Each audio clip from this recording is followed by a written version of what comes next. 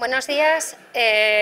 Damos ahora continuidad a la sesión que habíais iniciado con anterioridad, con la intervención de la directora de la Agencia de Protección de Datos.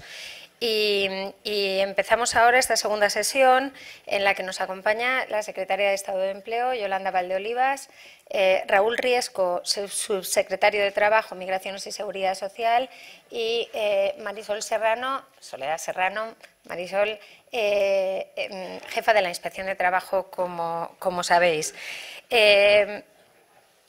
Os doy las gracias a todos porque no he tenido oportunidad de hacerlo antes por la masiva asistencia a esta jornada. Sabíamos que este asunto os preocupaba a todos. Hemos estado recibiendo muchas llamadas de sectores, de empresas durante estos días y queríamos juntos, vosotros, nosotros y todos nuestros invitados, tener la oportunidad de resolver o de acotar el terreno de juego en el que vamos a movernos. Yo os decía, os agradezco a todos muchísimo vuestra presencia y os la agradezco muchísimo a vosotros.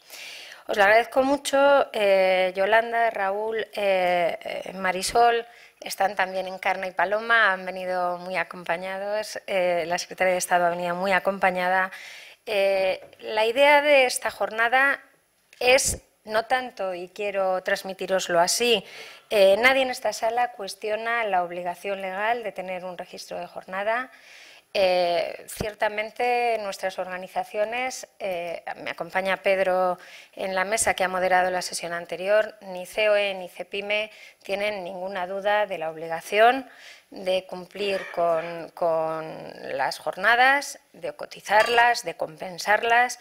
No hay en nuestras organizaciones nadie que no tenga clara esa circunstancia. Lo que sí sucede es que nos enfrentamos a grandes retos como consecuencia del fenómeno de la globalización, de la digitalización, de la ecologización, por decirlo de alguna manera, de la economía, y son retos con los que nuestras empresas pues tienen que arbitrar su día a día.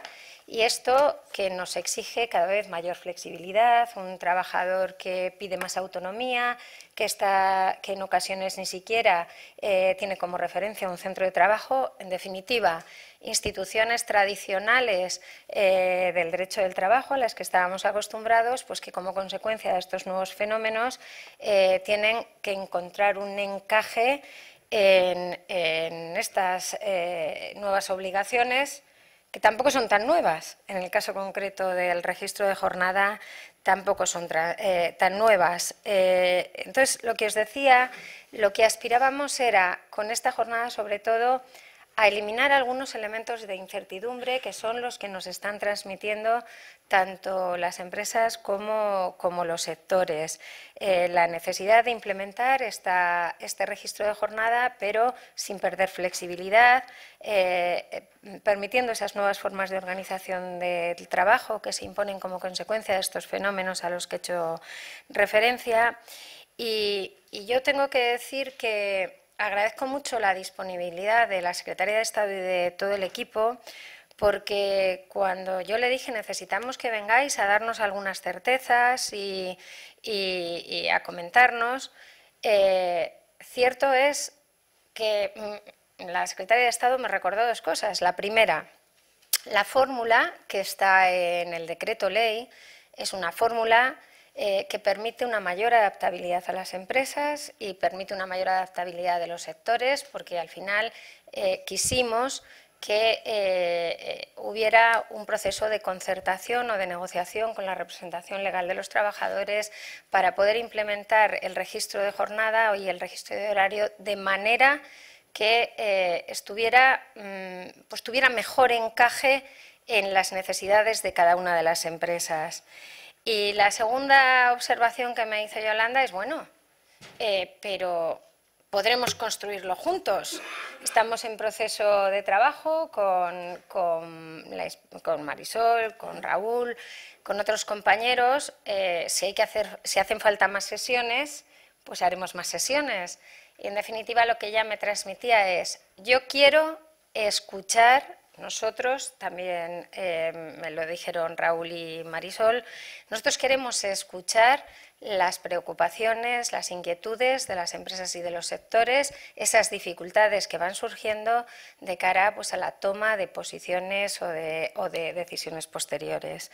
Entonces, os agradezco muy especialmente que estéis aquí con nosotros, que vamos a intentar cumplir esa parte nuestra de transmitiros cuáles son nuestras preocupaciones y que desde luego vamos a estar abiertos a todo lo que vosotros necesitéis, como esperamos que vosotros también estéis receptivos y seáis permeables a estos nuevos retos que os estábamos transmitiendo. Entonces, yo le voy a dar la palabra a la secretaria de Estado, Yolanda Valdeolivas, que como sabéis, es catedrática de Derecho del Trabajo, y a continuación creo que también intervendrá Raúl Riesco, subsecretario de Trabajo.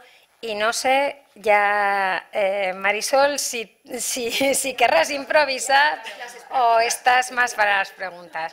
Bueno, pues vamos a organizar la jornada de esta manera, así que Yolanda, tienes la palabra. Bueno, antes de nada, buenos días a todas y a todos y muchísimas gracias por vuestra asistencia masiva. Yo decía al entrar aquí que qué capacidad de convocatoria tiene la COE, no me cabe duda, pero seguramente también el tema ha tenido algo de responsabilidad en esta asistencia masiva, que yo también agradezco mucho porque nos brinda la oportunidad de permitir transmitiros en primera persona y vis a vis. Me disculpáis si os hablo de tú a todos, me resulta más cómodo y podéis, por supuesto, hacer lo propio a la recíproca, pero nos resulta también mucho más fácil el transmitir algunas ideas, que se nos oiga de nuestra propia voz en el propio lugar, que a veces dejarnos guiar por rumorología, que en ocasiones es bien intencionada, pero que en muchas otras, pues seguro que tenéis muestras evidentes, responde a intereses espurios, de manera que a veces oímos cantos de sirenas que nos dicen el Ministerio quiere hacer, el Ministerio quiere obligar, el Ministerio está pensando en esto y en aquello, que no responden realmente a la realidad. Así que, bueno, pues aquí tenéis, creo que lo digo bien así, al menos en términos jurídicos, así no solemos expresar, el espíritu del legislador. Y tenemos, por tanto, la que estimamos puede ser la interpretación auténtica de la norma, con independencia de que yo, como ha dicho Rosa Santos muy bien, esta es una norma todavía por construir, en los términos en que inmediatamente os diré. Bueno, después del saludo y del agradecimiento por vuestra asistencia, no puedo por menos que agradecer también de corazón la invitación de COE, y muy especialmente de Rosa Santos y de Pedro Fernández Alén. Rosa, con quien, en fin, venimos teniendo una corta pero muy intensa relación en esto que es mi corta experiencia como secretaria de Estado de Empleo y su también corta experiencia como directora del Departamento Laboral de COE, pues la verdad es que ya hemos tenido múltiples ocasiones de coincidir, múltiples ocasiones de discutir de este y de muchísimos más temas que seguramente también nos preocupan, y ella sabe muy bien que en nuestra idea siempre está, y en nuestra hoja de ruta siempre está el facilitar las cosas, porque somos muy conscientes de una realidad. Los que crean o destruyen empleo, dicho en términos asépticos, con todas las valoraciones que eso luego pudiera permitir, no es el Ministerio de Trabajo, Migraciones y Seguridad Social, ni es la Secretaría de Estado de Empleo, ni es la Subsecretaría o la Inspección, son las empresas. Y, por tanto, es nuestra responsabilidad, pero también es nuestra obligación, que cuando legislamos, primero, escuchemos mucho a quienes son nuestros socios en esta en esta elaboración normativa, en la gestación de las normas que entendemos son razonables para el mercado de trabajo que tenemos, los escuchemos antes a los interlocutores sociales y también les escuchemos después. Y en caso de que haya dudas o de que haya lagunas o de que haya problemas, que incluso nosotros con la mayor de las responsabilidades, con el mayor de los rigores, pues ya podamos habernos saltado o hayamos podido dejar desatendidos, pues siempre estamos a tiempo de corregir si es que en alguna ocasión el tiro pues ha errado en la diana a la que queríamos dirigirnos. En todo caso, os quiero decir ya alguna cosa muy clara para introducir la cuestión. Este deber de registro horario, como solemos denominarlo de manera, digamos, sencilla, de manera más corta, que no es más que dejar una constancia fehaciente, una constancia que pueda dejar huella, que deje trazabilidad del inicio y la finalización de la jornada de trabajo, no es un deber nuevo. Es probablemente formalmente nuevo, pero no es materialmente nuevo. Y a mí esto me parece que es importante también empezar señalándolo. No hemos generado una nueva obligación sustantiva, una nueva obligación empresarial que se sume a las que seguro muchos de vosotros, y no todos, estimáis como ya excesivas desde la perspectiva jurídico-laboral. Una obligación del empresario y un derecho del trabajador es el cumplimiento de la jornada de trabajo pactada convencionalmente o pactada contractualmente. ¿Qué es lo que hemos venido a hacer? Hemos venido a dar respuesta, entendemos que moderada y equilibrada, a la necesidad de tener un instrumento de control, de mejor, de rigurosa aplicación, de rigurosa implementación de esa obligación de cumplimiento de la jornada legalmente pactada. ¿Por qué? Porque todos los que estamos aquí, y quien no quiera verlo creo que o se miente o simplemente no está mirando bien la realidad, es consciente, todos los que estamos aquí somos conscientes de que hay millones de horas de trabajo realizadas, efectivamente realizadas, y no cotizadas a la Seguridad Social, no pagadas, no retribuidas, y por tanto, digamos, desde esa perspectiva, productivas para la empresa sin el correlato que debe acompañar a esa productividad empresarial, que es la retribución, que es la responsabilidad social, con la cotización, con el ingreso como rentas del trabajo, rendimientos del trabajo, etcétera, etcétera. Bueno, no me voy a extender mucho. Ante esa realidad, y para no entrar como elefante en cacharrería, me vais a permitir que hable en estos términos, en fin, donde nos entendamos todos y que incluso no me ponga demasiado técnica. Doy por hecho que todos reconocéis las normas y la técnica jurídica que llevan detrás. Para eso, para no entrar como elefante en cacharrería, lo que hemos dicho es, vamos a instrumentar un modelo de registro horario que sea asequible, o mirad, lo voy a decir hasta en términos, si queréis, menos favorables para nosotros, que sea asumible, que no sea exagerada, no sea una obligación exagerada, exacerbada para las empresas, pero que permita también cubrir los derechos y los intereses del trabajador. No necesito deciros que cuando hablamos de tiempo de trabajo estamos hablando del elemento de flexibilidad que yo creo que es máximo en materia laboral. Es el elemento de flexibilidad por antonomasia empresarial.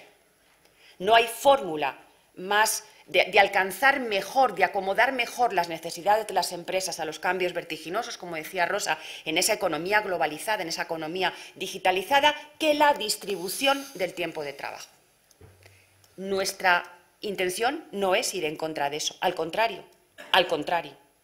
Nosotros creemos firmemente en la distribución del tiempo de trabajo y en la necesidad de que nuestro país avance por fórmulas de horarios flexibles, de trabajo a distancia, de distribución irregular de la jornada a lo largo del año.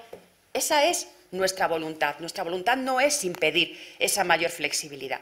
Pero se nos olvida, en ocasiones, que también el tiempo de trabajo es un elemento de flexibilidad esencial para los trabajadores. No solamente porque eso permite distinguir entre horario de trabajo y horario extralaboral para conciliar vida laboral y vida familiar o vida privada sin más, sino porque además permite planificar también la actividad, que es otro de nuestros elementos, en esto que hemos querido también resaltar y que también puede ser un instrumento para ello, que es la formación continua, la formación a lo largo de la vida laboral. Es decir, nosotros somos conscientes de que el trabajador tiene necesidades conciliatorias que solemos reconducir a términos estrictamente familiares, a veces ni de vida privada en general, sino estrictamente familiares, pero también, desde luego, queremos que el tiempo de trabajo sea compatible con otros elementos que extralaborales también llaman y tienen incidencia sobre la vida laboral, básicamente la formación. De manera que el trabajador tiene mucho interés en reconocer y en poder tener instrumentos de exigibilidad de la jornada que efectivamente se compromete a realizar y de los tiempos en los que no está obligado a realizar prestación de trabajo. Eso por no aludir a cosas que también aquí me parece que podemos obviar. Detrás del tiempo de trabajo se encuentran, al margen de elementos esenciales del contrato, como es el salario, como es la cotización que luego determina prestaciones, elementos de seguridad y salud en el trabajo. Es decir, las nuevas formas de organización, que son fantásticas desde el punto de vista de la competitividad empresarial, que pueden ser fantásticas también y excelentes instrumentos para permitir la flexibilidad del tiempo de trabajo desde la perspectiva de los trabajadores para conciliar esos distintos intereses, también comportan riesgos que a nadie se le escapan. Y es usos abusivos, usos ilimitados. Las nuevas formas de organización del trabajo a veces exigen ritmos intensivos que alargan jornadas de trabajo, que distribuyen irregularmente, extendiendo más allá de lo razonable la longitud, por decirlo en estos términos, pactada del contrato de trabajo, del tiempo de trabajo pactado en el contrato, repito, o en el convenio. Bueno, ¿qué hemos intentado hacer? Un modelo que dé la máxima libertad a las partes. Mirad, el Ministerio de Trabajo, y lo barajó, pero enseguida lo desechamos, y de aquí, en fin, tengo buenos testigos, porque esto lo hemos trabajado en un equipo muy amplio, y yo quiero deciros que esto, primero, no es una norma improvisada, fruto de la precipitación o fruto de esto que se han dado en llamar los viernes electorales. Esta es una medida muy meditada que hemos intentado hacer con mucho rigor y que hemos intentado dejar en negro sobre blanco sin que sea un modelo encorsetado, sin que sea un modelo que ponga en dificultades razonables, o me vais a permitir mejor, irrazonables, en dificultades irrazonables a las empresas. Hemos intentado dar una legislación, elaborar una legislación razonable, pues lo pensamos desde hace mucho tiempo, lo valoramos, vimos legislación comparada de otros estados de nuestro entorno, hemos visto también nuestra propia doctrina judicial, tenemos sentencias de la Audiencia Nacional, del Tribunal Supremo, tenemos conclusiones del abogado general para una próxima sentencia del Tribunal Europeo, que van en la misma idea que nosotros defendemos. El tiempo de trabajo de cuyo cumplimiento se hace responsable la empresa y cuya exigibilidad se hace el trabajador titular al concepto de derecho, tiene que tener una trazabilidad, tiene que dejar huella, tiene que tener un instrumento de control. ¿Cuál sea ese? Pues mirad el que os parezca más oportuno a través del instrumento que por antonomasia es el instrumento de gobierno de las relaciones laborales, que es el convenio colectivo.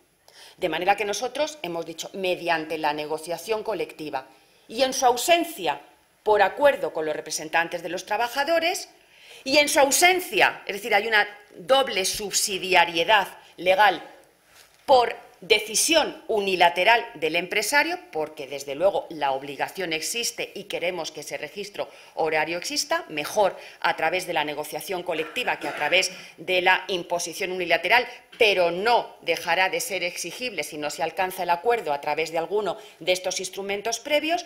Tiene que pactarse el modelo que mejor se adapte, que mejor responda, que mejor se acomode a las circunstancias y singularidades de cada actividad, de cada empresa, de cada puesto de trabajo. Así que podíamos haber hecho lo que hicimos con el recibo individual de salarios, lo que comúnmente llamamos nómina. Que sea la negociación colectiva, pero por si acaso la negociación colectiva no dice nada, nosotros establecemos un modelo subsidiario. No hemos querido hacerlo, porque entendemos que esa fórmula subsidiaria aplicada con carácter general puede no adaptarse a las razonables exigencias empresariales. Así que a negociar, que nos parece que es la mejor de las soluciones. Segunda idea fuerza que también me gustaría destacar.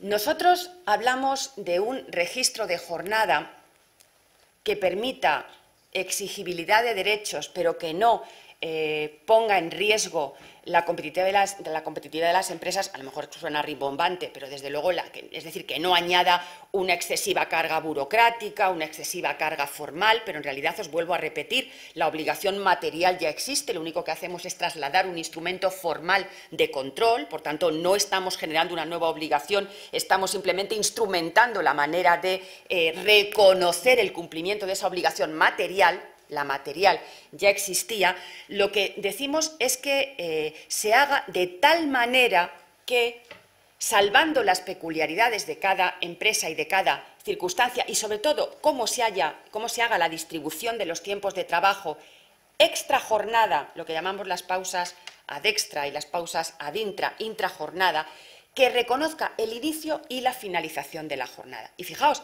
no lo dice la ley, pero yo creo que no descubro ningún misterio si os añado, y estamos aquí para hacer este tipo de consideraciones y de recomendaciones, desde luego, cuando entre el inicio y la finalización de la jornada hay pausas intermedias, pausa del bocadillo, como comúnmente se la conoce, pausa para comida, almuerzo, porque la jornada tiene una interrupción, o cualesquiera otras que se os ocurran y que estarán contempladas en la negociación colectiva o en el contrato o en el calendario que tenga la empresa, etcétera, lo que intentamos decir es: seremos responsables, seremos rigurosos, no vamos a pensar que entre el inicio y la finalización todo lo que hay entre medias es tiempo de trabajo efectivo, a efectos de retribución y a efectos de control.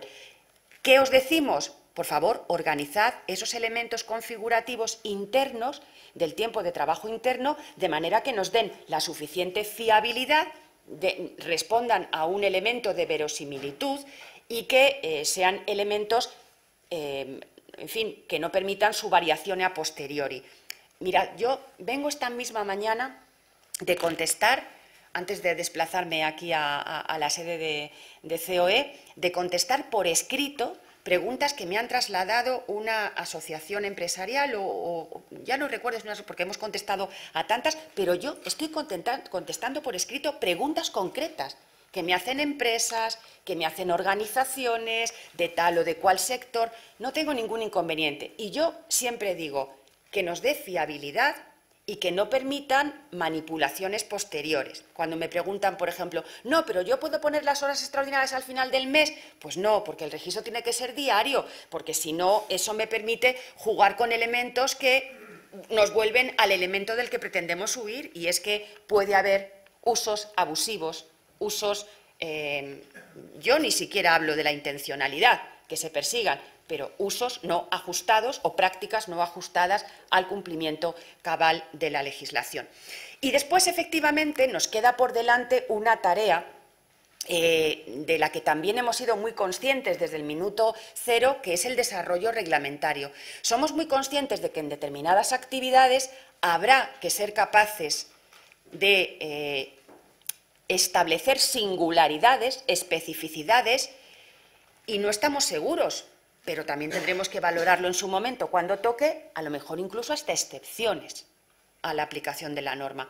De momento no se nos ocurre ninguna, más allá de lo que todos podemos reconocer, pero que no es tampoco una excepción, es a lo mejor una matización muy especial, pues las actividades móviles, que no se desarrollan en un centro de trabajo. Ahí a lo mejor, bueno, pero hay incluso también hay fórmulas para registro horario, porque a lo mejor puede bastar, me lo preguntaban expresamente, ¿basta la manifestación del trabajador sobre la realización de su jornada para que la empresa con eso cumpla su registro respecto de ese trabajador concreto? Pues yo no tengo inconveniente a priori. Lo que vuelvo a repetir es que sea un documento fiable, que sea un documento que deje trazabilidad y que sea un documento que no permita manipulaciones posteriores. Pero si efectivamente hay acuerdo entre la empresa y el trabajador, bueno, pues nosotros en principio tendremos que presumir que eso es razonable, y quien quiera demostrar lo contrario pues tendrá que asumir la carga de la prueba. Mirad, y para concluir, porque me parece que lo importante es también resolver cuestiones concretas, que seguro tenéis muchas. Yo quería dejar un poco el contexto que nos ha movido, dejar claro el contexto que nos ha movido a adoptar esta norma y señalar las grandes ideas fuerza que pueden intentar justificar cuál es el terreno en el que nos queremos mover. Nosotros lo que intentamos es que no se compita deslealmente con empresas que incumplen de manera clara, flagrante y tristemente muy frecuente la jornada de trabajo, las normas relativas a jornada de trabajo y, si me apuráis, a descansos, porque esos elementos configurativos internos también pueden aplicar sobre eso. Nos mueven elementos de responsabilidad y nos mueven elementos de garantía de derechos de los trabajadores esenciales, básicos derechos de los trabajadores, que creemos no desequilibran la correlación de fuerzas entre empresa y trabajador. Creemos que sin imponer mecanismos excesivamente enojosos, excesivamente costosos a las empresas, permitan que se dé cabal cumplimiento legal de aquello que se ha pactado en convenio o en contrato, o si no, por ley, que es el tiempo de trabajo. Nada más que eso. Si a partir de este momento encontramos problemas en la aplicación, si vemos que la Inspección de Trabajo sigue encontrando dificultades, que hay ocasiones en las que incluso los registros que existan no cubren las expectativas que nosotros pensamos, pues revisaremos y estaremos abiertos a recibir, y yo, Rosa, te ruego que hagas en este caso, que hagáis, Pedro y tú, a quien corresponda de intermediarios, para hacernos llegar no solamente lo que aquí pueda salir y lo que nos llevemos puesto como tareas, sino todas aquellas cuestiones que vaya surgiendo en el día a día. Yo me brindo a todos y cada uno de vosotros, con y sin intermediación, para resolver cuestiones más o menos concretas. Y de verdad, lo digo con total sinceridad, estamos para eso, ya estoy haciéndolo. Y llevamos haciéndolo, yo creo que cada uno de nosotros, de manera oral, escrita y medio pensionista, desde hace un mes. Y seguiremos haciéndolo. Y tomaremos vuestras preocupaciones y vuestras inquietudes, pues también con mucho rigor, para intentar volcarlas en ese desarrollo reglamentario que está pendiente. Pero os digo, primero, hay que generar cultura de que la obligación de cumplimiento del tiempo de trabajo es una obligación no accesoria, es una obligación principal, que existe desde los orígenes del derecho del trabajo. Y segundo, que no queremos ir contra las empresas que cumplen, y mucho menos contra las empresas que se mueven en unas formas de organización del trabajo del siglo XXI. Lo decimos mucho en el Ministerio, no vamos contra las empresas del siglo XXI. Queremos perseguir aquellas que están funcionando en el siglo XXI como si siguieran viviendo en el siglo XIX. Y que no cumplen derechos, y que no establecen garantías, y que abusan de la superioridad que da un contrato de trabajo y de la facilidad para escapar del cumplimiento de una normativa que no deja huella, de una obligación que no deja huella. Y no es nada más que eso. Y agradezco de nuevo la oportunidad que me dais de explicároslo directamente, como he venido haciendo en muchos grandes despachos que también han tenido la gentileza de invitarme para resolver dudas o para hablar de estas y otras cuestiones, y desde luego con total disposición a seguir resolviendo problemas, planteamientos y cuestiones más o menos concretas que puedan resultar, porque ya sabéis, aunque el legislador, esa entelequia de la que hablamos los juristas, aunque el legislador intenta imaginarse todas las realidades, la realidad es mucho más rica que cualquier intento de imaginación del legislador. Así que si algo se nos ha escapado, pues desde luego lo corregiremos y esa será nuestra voluntad. No sé si ya nos tocará a nosotros o les tocará a otros, pero desde luego lo dejaremos, si no nos toca a nosotros, lo dejaremos puesto como deberes, como tareas a seguir. Y nada más, muchísimas gracias, y ya le cedo la palabra a Raúl, si le parece oportuno. Gracias, Rosa. Pues buenos días a todos. Muchas gracias, por supuesto, a a CEO y Cepime, a Rosa y a Pedro su invitación a distintos representantes del Ministerio a participar en esta jornada. Es complicado, siempre me ha pasado ya alguna vez, tener que hablar después de Yolanda, porque Yolanda aúna su condición de alto cargo en el Ministerio ahora con su ejercicio de la cátedra, entonces pues para mí desde luego es complicado intervenir después. Entonces voy a intentar ser muy breve porque creo que es interesante, muy interesante daros la palabra y poder debatir. Y por comentar algunas cosas. Estaba hablando Yolanda del legislador. Yo creo que en esta ocasión el legislador también merece cierto comentario, porque a ver, esto es un decreto ley que aprueba el Gobierno y que ha sido convalidado por el Congreso de los Diputados. Entonces, el legislador inicialmente, quien redacta la norma, es el propio Gobierno que aprueba el decreto ley, que es hecho suyo por el legislador, entendido por legislador el Congreso de los Diputados.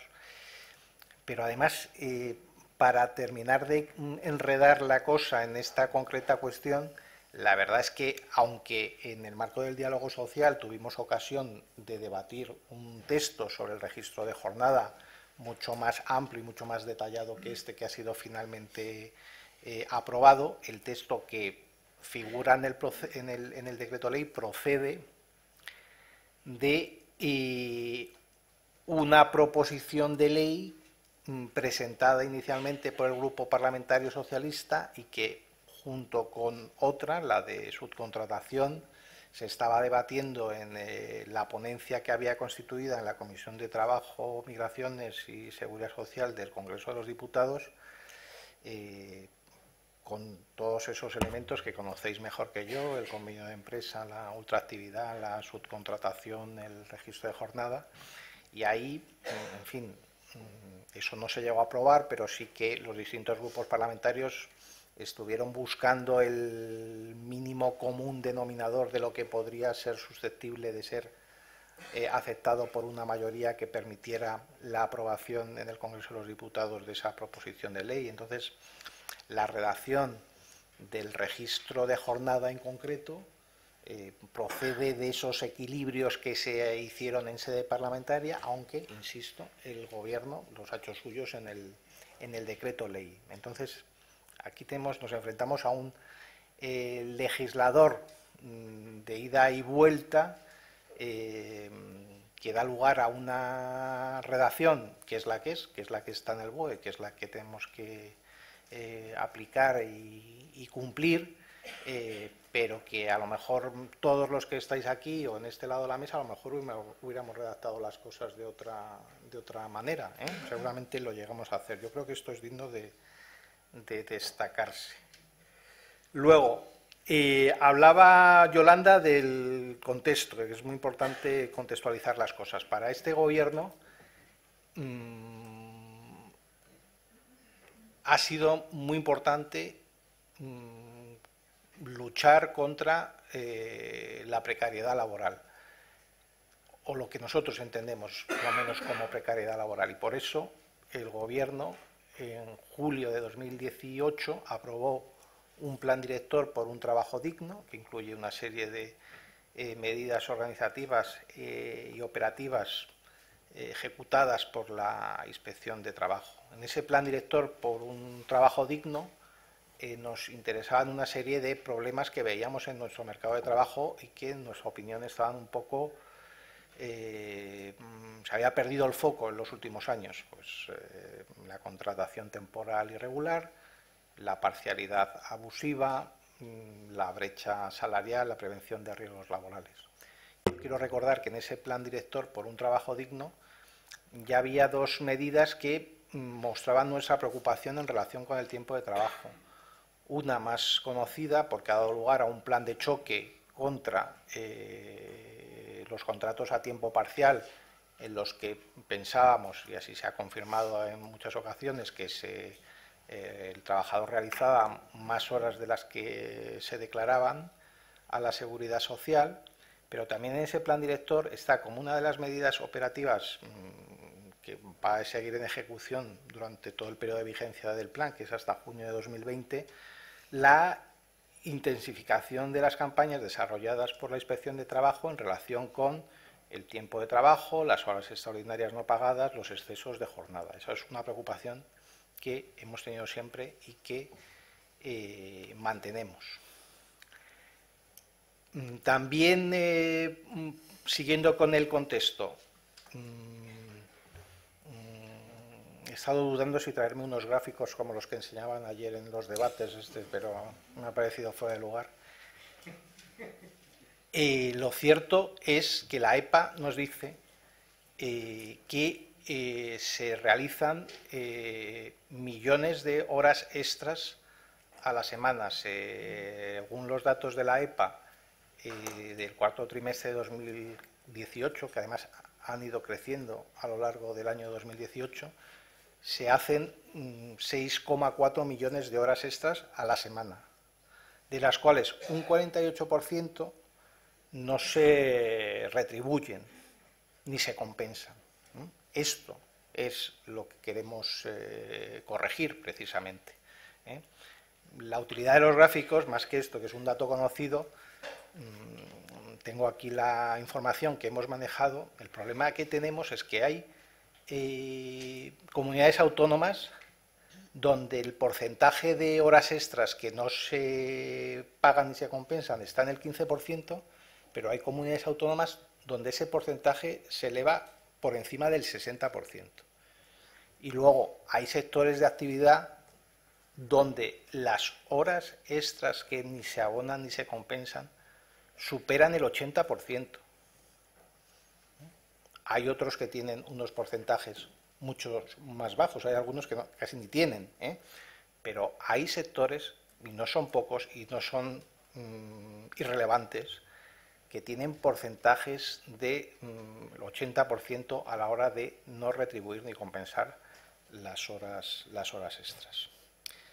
Siguiendo con el contexto, lo decía Yolanda, yo creo que es importante, es decir, tenemos una regulación, en nuestra opinión, del tiempo de trabajo en el Estatuto de los Trabajadores y la negociación colectiva que permiten una flexibilidad muy importante, le dan unas posibilidades de organizarse en la empresa muy importantes. En nuestro país se puede trabajar 12 horas al día durante 12 días seguidos. Esto lo permite el Estatuto de los Trabajadores. Se puede distribuir irregularmente el 10% de la jornada.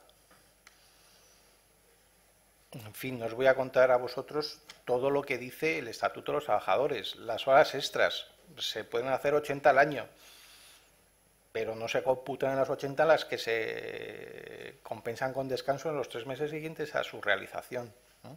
Entonces, nos movemos además en un contexto en el que tiene prioridad el convenio de empresa en materia de tiempo de trabajo, ¿no? Es decir, que las posibilidades de flexibilidad del tiempo de trabajo son muy amplias, hay que negociarlas, ¿no? Esto tiene un coste a veces, o muchas veces, pero existe, ¿no? Entonces, yo en ocasiones, de verdad os confieso que tengo la impresión que no voy a hablar de sectores, pero en determinadas empresas, cuando se recurre a las horas extraordinarias,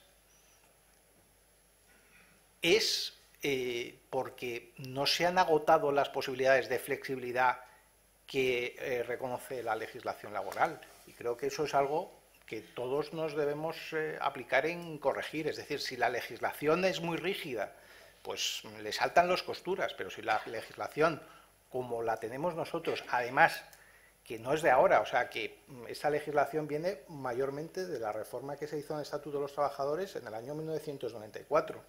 La posibilidad de distribución irregular existía y las reformas laborales de 2010 y 2012 pues jugaron con el porcentaje de lo que se podía distribuir regularmente por decisión del empresario. Primero fue el 5 y ahora es el 10. Utilicemos todas esas posibilidades que nos da la legislación laboral antes de llegar a las horas extras. Y luego, y ya acabo, por agotar los contextos, esto del registro horario a mí me sorprende porque parece que es la gran novedad, aparte de la explicación que ha dado muy brillantemente Yolanda de que materialmente ya existe, lo que hemos hecho es formalizarla seguramente. Yo recuerdo, o sea, que la obligación de registrar las horas extraordinarias está en el Estatuto de los Trabajadores desde la primera vez que yo me lo leí, que hace ya unos cuantos años, ¿eh? Y la posibilidad o la existencia de un registro para los contratos a tiempo parcial, pues me parece que existe desde el año 2013. Esta es más reciente, ¿eh? Entonces, cuando no digo que sea, por supuesto, el caso de los presentes, ni de vuestras empresas, ni de vuestros sectores, pero a veces cuando uno lee en la prensa, ¿cómo vamos a registrar esto? ¿Cómo se va a hacer? Entonces, deben ser empresas donde no tienen ningún trabajador a tiempo parcial, ni ningún trabajador que haga horas extraordinarias, porque de lo contrario sabrían de qué estamos hablando y cómo se puede realizar el registro de la jornada. Luego, por daros ya lo último que digo, además, yo creo que desde la sentencia de la Audiencia Nacional, me parece que fue en el año 2016, pues 2015, esto del registro, más allá de los vaivenes judiciales que ha tenido, pues yo creo que todos lo hemos ido interiorizando, de que, en el sentido de que antes o después lo iba a haber, ¿eh? De hecho, yo creo que debemos estar relativamente contentos porque por una vez nos hemos anticipado a los acontecimientos, porque la sentencia del Tribunal de Justicia de la Unión Europea sobre el registro de jornada está prevista para el 14 de mayo. Vamos a tener una situación en que desde el 12 de mayo va a ser de aplicación el registro de jornada. Nos puede dar una sorpresa el Tribunal de Justicia y decir que el registro no es obligatorio. No creo que la dé. Yo creo que ha sido preferible anticiparnos, que se diga que debe haber un registro, que se remita a la negociación colectiva, su organización y documentación, y que esto va a ser exigible a partir del 12 de mayo, que habernos encontrado todos el 14 de mayo con la sentencia del Tribunal de Justicia y ponernos todos nerviosos y decir, ¿ahora qué hacemos y qué va a suceder? El resto de cuestiones pues la dejo para el diálogo. Muchas gracias.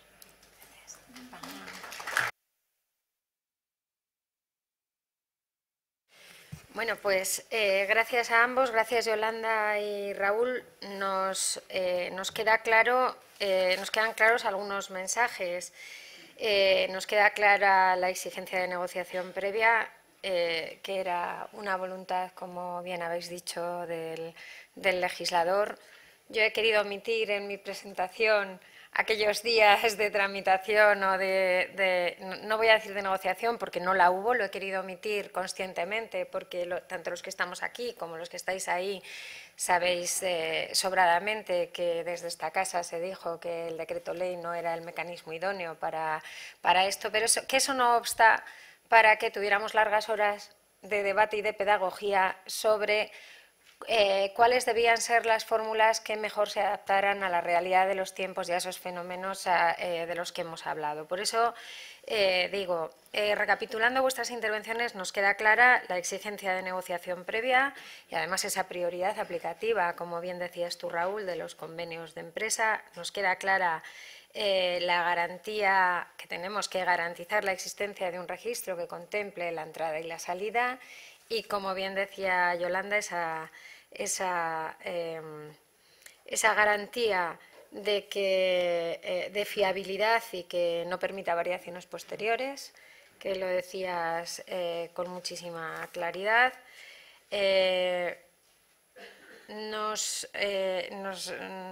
Yo creo que querremos escuchar también lo que tenga que decir Marisol, pero nos decía el otro día en una conversación que tuvimos más privada, decía que no se puede olvidar que poco más del 40% de las denuncias, es así, ¿no, Marisol?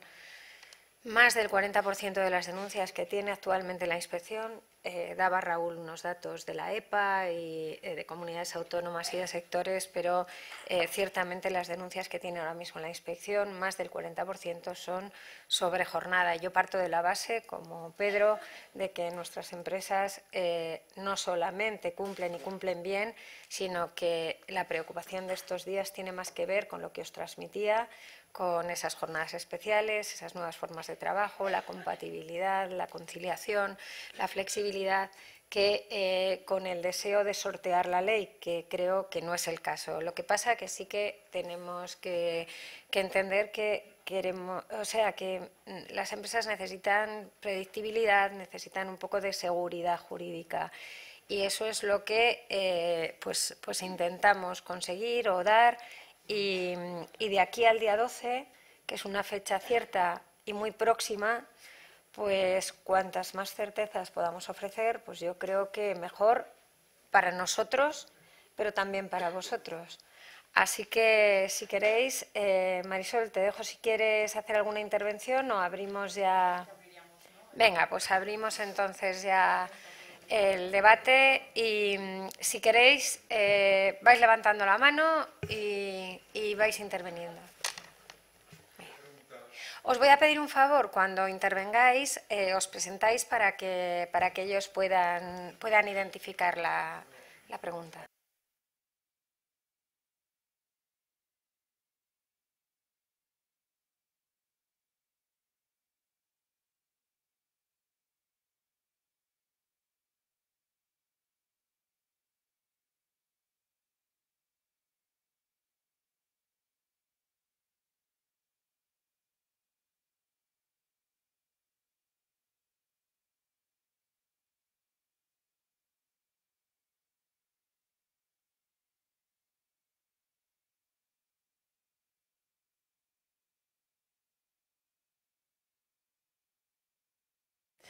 Bueno,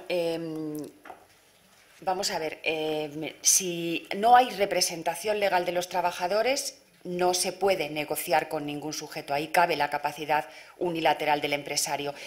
Me está recordando otra pregunta que vengo de contestar esta mañana y me decían, bueno, algunas veces el Estatuto de los Trabajadores, cuando no hay representación legal de los trabajadores para algunos procedimientos colectivos, algunas decisiones colectivas, impone la conformación de esas comisiones ad hoc. ¿Se puede aplicar esa misma normativa? Pues sí o no, lo que cada caso requiera. Aquí no estamos pensando en que haya una comisión ad hoc. ¿Que se pretende además negociar con los trabajadores si no hay representantes? Pues con los trabajadores individualmente. ¿Que se alcanza un acuerdo? Pues mejor. No vamos a poner ningún inconveniente. Pero no hay una obligación. Quiero decir que cuando no hay representación legal de los trabajadores, la obligación corresponde al empresario y tiene capacidad unilateral para realizar el registro que mejor entienda que se acomoda al cumplimiento de la obligación y a sus necesidades. Evidentemente, ese modelo luego podrá ser registrado, podrá ser visado por la Inspección de Trabajo y Seguridad Social y podrá entenderlo como no adecuado. Y había otra cuestión en relación con la negociación colectiva. Vamos a ver. Nosotros hablamos de negociarlo colectivamente, no de obtener un acuerdo, pero esa es una fórmula general que ya conocemos todos los que sabemos algo de autonomía colectiva. A lo que obliga el Estatuto de los Trabajadores es a negociar, a intentar de buena fe alcanzar un acuerdo.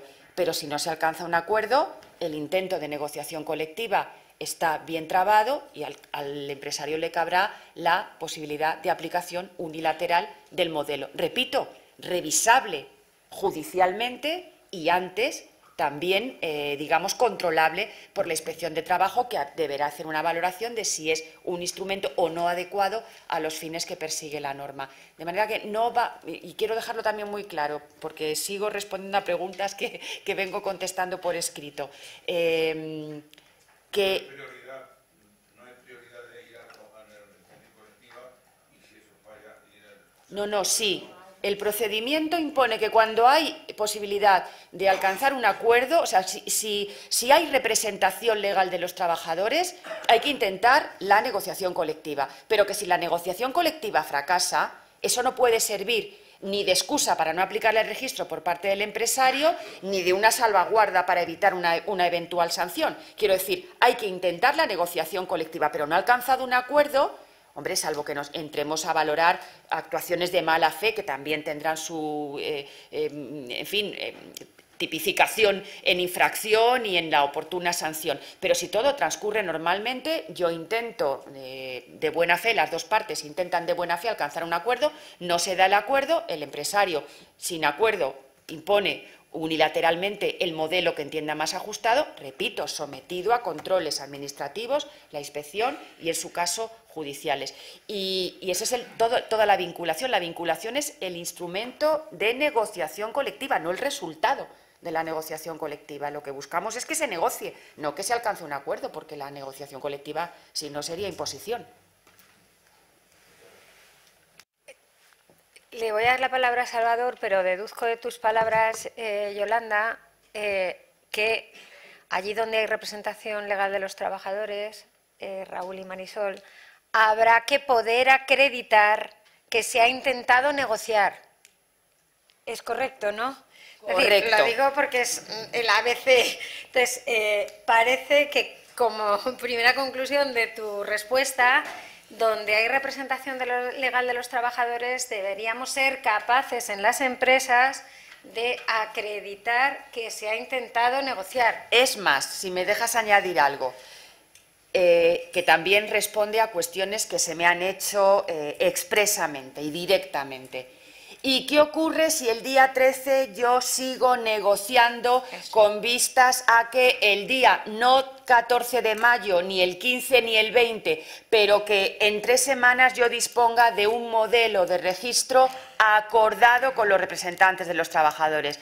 Pues yo no sé si meto en un apuro, todo lo contrario, ya lo hemos hablado. Pues la Inspección de Trabajo será flexible, razonablemente, bastará con acreditar, porque preferimos conseguir un modelo negociado que sirva a los intereses de ambas partes que esperar a estar dando el hachazo cuando el día 13, como el que pesca moscas a cañonazos o el que pesca peces con martillo, pues al que cazará pocos y pescará pocos, pero claro, al que pisca lo machaca. Pues no estamos en eso. Esta norma no tiene carácter ni confiscatorio, ni inquisitorial, ni de persecución. No queremos sancionar. Lo que queremos es que se genere cultura de que el tiempo de trabajo es un elemento esencial del contrato de trabajo que cubre intereses de las empresas y también de los trabajadores y que deje huella para el control. Así que, si el día 20 alguien se encuentra todavía negociando y lo puede acreditar tan fácilmente con actas, pues no va a ir la inspección el día 21, mucho menos el día 13 por la mañana a las 9 a decir, ¡ay!, que estamos aquí o nos enseñáis ahora mismo el modelo y ya habéis incumplido. Salvador. Salvador del Rey, de ESADI, Cuatro Casas. El proceso parlamentario que se desarrolló, yo no sé si llamarlo parlamentario, protoparlamentario que se desarrolló de negociación, lo cierto es que el caballo de batalla no era tanto el registro de jornada, era el tema diario. El tema diario y el tema de jornada y horario, ¿no? O sea, el haber metido en el mismo saco el tema de jornada y tema de horario, que como sabemos ambas cosas son tiempo de trabajo, pero son cualitativamente diferentes, ¿no? Y entonces yo creo que muchas personas en esta sala, o al menos déjenme que hable a nivel personal, no se cuestionan la necesidad de registro de jornada. Si eso es una cuestión que además, como muy bien ha dicho Raúl, va a venir viene dado por tema a nivel comunitario y va a venir dado además por el Tribunal Europeo. Yo creo que ahí el tema de registro de jornada no es el problema. Donde está el problema en la práctica es sobre todo la cuestión diaria. Ahí es donde está la cuestión, de que en un momento determinado, claro, el propio artículo 34 da una flexibilidad en un momento determinado de distribución irregular. Estaba pensando en un modelo mucho más que diario, estaba pensando en un modelo semanal, y lo cierto es que ahí es donde nos encontramos el caballo de batalla, digamos, del problema de articular una política de registro que cumpla todos los requisitos, pero que al mismo tiempo se combine con la flexibilidad. Y ahí la cuestión comunitaria hay que tenerla en cuenta, porque, como sabemos, la cuestión comunitaria no habla de registro diario, habla de la necesidad de registro de jornada y de acreditar el tiempo de trabajo. Y la señal más clara de lo que estamos diciendo, y yo creo que puede contribuir constructivamente, como decía muy bien Rosa, a la norma es la siguiente. Se acaba de aprobar una resolución legislativa del Parlamento Europeo de 16 de abril de 2019, o sea, en plena Semana Santa, que es propuesta de directiva del Parlamento Europeo y del Consejo en relación a condiciones laborales transparentes y previsibles. Y ahí, en una cosa que llama patrón de trabajo, estas son de estas cosas que nos gustan mucho a nivel comunitario, bueno, que tendremos que descifrar qué exactamente es patrón de trabajo. Sin embargo, que se debe informar a los trabajadores, cuando el patrón de trabajo es previsible, precisamente se habla de la información de la jornada diaria o semanal, precisamente porque a nivel comunitario se permite esa cuestión. Lo digo porque el gran problema, digamos, de la construcción del control de tiempo de trabajo, insisto, no está tanto en que haya que registrarlo, que haya que controlarlo, sino que donde nos encontramos precisamente en aquellas empresas que tienen sistemas más flexibles ahora mismo de tiempo de trabajo, no es, por supuesto, y estoy totalmente de acuerdo, como no podía ser de otra manera con Yolanda, la trazabilidad. El problema es que se siguen unos parámetros de flexibilidad en la cual es muy complicado el tema diario. Y de hecho, ¿por qué a nivel comunitario no se optó en su momento determinado por parámetros diarios? Es porque se consideraba que a nivel comunitario, y eso ocurre a nivel comparado, si el Ministerio, como muy bien ha hecho, lo ha visto a nivel comparado, el tema precisamente semanal era un tema de una enorme flexibilidad en esa construcción. Entonces, lo que me atrevería a sugerir es que se tenga en cuenta esta directiva, que además va a ser directiva a la hora de interpretar lo que puede ser. Y después una segunda pregunta muy breve, porque es que la anterior ponente me ha remitido a la secretaria de Estado, y yo no sé, Yolanda, tampoco te quiero poner, que es lo siguiente, o sea, ella dice que la Agencia de Protección de Datos no va a ser competente ni para el artículo 87 ni para el artículo 88. Yo he de decir, y perdón si no está aquí, no quiero, que a mí me resulta muy difícil de construir porque el artículo 1 de la ley orgánica y el artículo 47 encarga expresamente la supervisión de la ley orgánica expresamente a la Agencia de Protección de Datos. Y aquí es un tema de seguridad jurídica, o sea, no es lo mismo la Inspección de Trabajo que la Agencia de Protección de Datos, y consiguientemente a mí me resulta enormemente complicado de articular, digamos, técnicamente, que la Agencia de Protección de Datos en un tema como es ni más ni menos, a pesar de que no tiene carácter de ley orgánica, el derecho de desconexión, o el tema, sobre todo, del acceso a digital, en base a lo que dice, insisto, el artículo 1 y el artículo 2, que ha citado, me temo que no me sirve, y el artículo 47, la Agencia de Protección de Datos, en todo caso va a decir, oye, ahí lo tenéis, esto es una cuestión vuestra. A mí me resulta un poquito difícil, pero no, si hay una opinión del Ministerio, le agradecería porque nos daría una seguridad jurídica en este tema que las empresas están requiriendo. Gracias. Le voy a dar palabra a Marisol porque yo creo que en este punto seguro que ella tiene más cosas que decir y más concretas. Solamente una en relación con lo primero que cuestiona Salvador. Vamos a ver, nuestra idea de registro diario es para garantizar que no se modifica ex post lo que se ha hecho en un día. Si garantizamos registros semanales, o sea, cuanto más amplifiquemos el módulo de referencia del registro del tiempo de trabajo, más posibilidades de variación abusiva pueden existir. Pero vamos a ver, yo creo que también es algo que responde un poco al sentido común, que a veces no pueden expresar las normas, pero que los buenos juristas debemos, si lo intentamos por lo menos ser buenos juristas, debemos sacar como interpretación. Cuando un inspector o inspectora de trabajo se dirige a una empresa y ve el registro diario, va a comprobar que existe un registro diario, pero a la hora de valorar efectivamente si hay exceso o defecto respecto del tiempo de trabajo, si hay abuso, si hay alguna infracción, no va a quedarse solo con el registro de un solo día, mirará.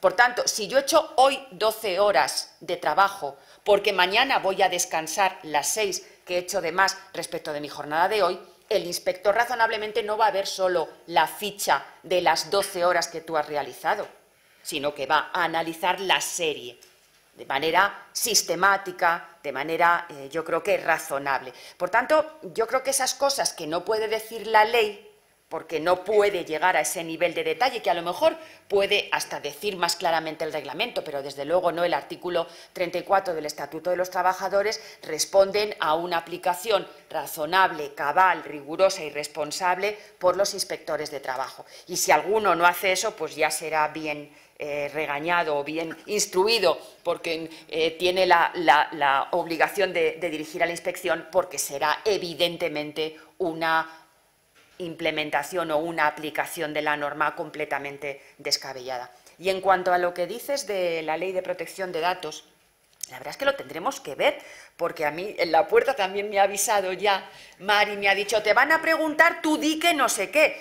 Bueno, ellos en este punto, ellos mandan, nosotros no tenemos competencias en materia de protección de datos. Ahora, yo ahora mismo tengo también algunas dudas y me vais a disculpar, yo cuando de algo no estoy segura, no digo taxativamente esto es así o esto es allá, no me sale mentir así con tanta desenvoltura, Por tanto, lo miraremos. A mí me parece que algo de protección de datos, sobre todo con determinados modelos de registros, habrá que tener. Es muy fácil eludir la protección de datos porque puede haber elementos que garanticen la confidencialidad de los datos. Si se refiere a eso, perfecto, que haya elementos, o sea, que el registro diario no tiene que identificar con nombres y apellidos y con fotografía al trabajador de que se trate. Por tanto, es posible que encontremos modelos de registro diario de la jornada de trabajo que no pongan en peligro la protección de datos. Pero yo creo que habrá que analizar, y me temo yo también que por lo menos como un primer paso la Inspección de Trabajo y Seguridad Social también tiene que velar porque eso se haga. Pero estoy anticipando opinión que espero que no se convierta en fin, en una recomendación o en una afirmación taxativa, porque, repito, tendremos que verlo muy claramente. Si Maros ha dicho que no y es la que se reconoce la norma, a mí esa es una opinión que me merece credibilidad, pero no lo hemos analizado dentro del Ministerio, lo tenemos pendiente para el desarrollo reglamentario y, desde luego, también os digo, eso sí, no creo estar faltando a ningún deber de confidencialidad ni estar excediendo, en fin, el deber de secreto, mucho menos. Es que sobre este tema no nos hemos sentado todavía, porque no vamos a hacer un desarrollo reglamentario en este periodo. Nos parece que en periodo electoral corresponde un diálogo social que ahora no es el momento, corresponde obtener, digamos, un tempo también que no tenemos. Por tanto, está pendiente y encima de la mesa también esa relación. Yo no tengo una respuesta así inmediata ahora. Y ahora, por favor. Bueno, yo entiendo la preocupación de todos los asistentes acerca de la Inspección de Trabajo y cómo vamos a velar por el cumplimiento de la norma o la exigencia de este cumplimiento del registro de jornada. Yo quiero dejar claro que el registro de jornada no es una cuestión nueva, ¿no? El registro de jornada está para las horas extraordinarias y está para el tiempo parcial. Por tanto, no es una obligación nueva, como ya se ha dicho anteriormente por la Secretaría de Estado, ¿no? Entonces, el registro de jornada no deja de ser un instrumento. Y el objetivo fundamental, y debe ser el objetivo fundamental de la actuación de la Inspección de Trabajo, es detectar las horas extraordinarias que se hacen en las empresas. Es correcto el dato que hablamos el otro día con Rosa, cuando yo le dije que el 40% de las denuncias en materia de relaciones laborales eran por exceso de jornada y, por tanto, son unos incumplimientos empresariales que hay que atajar. Pero el registro de jornada para nosotros no deja de ser un instrumento que nos permita avanzar en ver si se hacen horas extraordinarias o no. La actuación perfecta de la Inspección de Trabajo sería detectar esas horas extraordinarias utilizando como instrumento el registro de jornada. No me parecería suficiente entrar a una empresa a sancionar el registro de jornada y no ver si se hacen de verdad horas extraordinarias. Quiero decir que es un instrumento, pero ese instrumento nos tiene que dar información. Por tanto, el tema del registro diario, pues lo establece la norma, tendrá que ser un registro diario para evitar que se manipule. Evidentemente, cuando la inspección solicite información del registro de jornada o diga aportes el registro de jornada de un periodo determinado, nosotros normalmente no tenemos por costumbre pedir la documentación de un solo día, ¿no? Está un periodo concreto, un periodo determinado de tiempo, en función de lo que requiera la actuación, en función del origen de la denuncia o del contenido de la misma o de cómo planifiquemos las actuaciones o campañas que se pudieran llevar a cabo y, por tanto, en ese periodo para examinar las horas extraordinarias es lo que se analizará. ¿Eso qué permitirá averiguar? Pues, hombre, que cuando ponemos en el inicio y en el final de jornada del tiempo de trabajo, veremos que son muchas, pondrán inicio 12 y pasarán 12 horas cuando registre la finalización. Hombre, pues habrá que ser capaces de demostrar entre todos cuál es el exceso de jornada que se ha producido en esas 12 horas diarias, ya que nos llevan esos cómputos de jornadas reales. Por tanto, ¿qué se trata? De vigilar las jornadas reales que hacen los trabajadores y, por tanto, evitar el uso abusivo de las horas extraordinarias que bajo ese camuflaje de que ahora en ningún sitio están registradas, pues ni se pagan ni se cotizan. Y el problema es un problema real, y cuando se recogió en el Plan Director por un Trabajo Digno no se recogió por capricho, se recogió de una manera profundamente analizada, ¿no? Entonces, yo creo que no tenemos que tirarnos de los pelos porque se haya establecido un registro de jornada. El registro de jornada ya estaba para los tiempos parciales y estaba para las horas extraordinarias. Muchas empresas tienen trabajadores contratados a tiempo parcial y muchas empresas sabemos que hacen horas extraordinarias. Por tanto, de alguna manera, esos registros deberían estar ya implantados. Luego, en relación a la entrada en vigor del registro de jornada, es cierto que entra el 12 de mayo. Como ha dicho la secretaria de Estado, nosotros no vamos a ir a cañonazos el día 13 de mayo a exigir el registro de jornada. Yo siempre, y con Rosa también tuve ocasión de hablar de este tema, dije negociar, impulsar la negociación, y es a través de la negociación como mejor se podrá articular el cómo se registra la jornada. La norma establece una obligación que es la garantía del registro de jornada, como cuando establece la Ley de Prevención de Riesgos Laborales la garantía de la seguridad y salud de los trabajadores. Es decir, que la garantía implica una obligación para las empresas. El cómo, pues se deja a la negociación colectiva, y nosotros en la inspección no nos podremos meter en el cómo. Simplemente querremos que se acredite que si no se ha llegado a un acuerdo, se evidencie que ha habido una negociación colectiva. Y además os digo, en las dificultades de la negociación colectiva, también las puertas de la inspección están abiertas para mediar o intentar que las partes se acerquen. Tampoco me gustaría que al amparo de estamos negociando, del 13 de mayo nos vayamos al 13 de agosto, porque tampoco parecería que tuviera mucho sentido, ¿no? Pero en cualquier caso, me parece que las actuaciones de la inspección van a ir dirigidas en ese sentido. Y que el registro de jornada, bueno, pues yo sé que es un tema muy interesante, pero que no es un tema nuevo, ¿no? Aprovecho, Marisol, parte del final. Apágame, que si no, esto es muy sofisticado.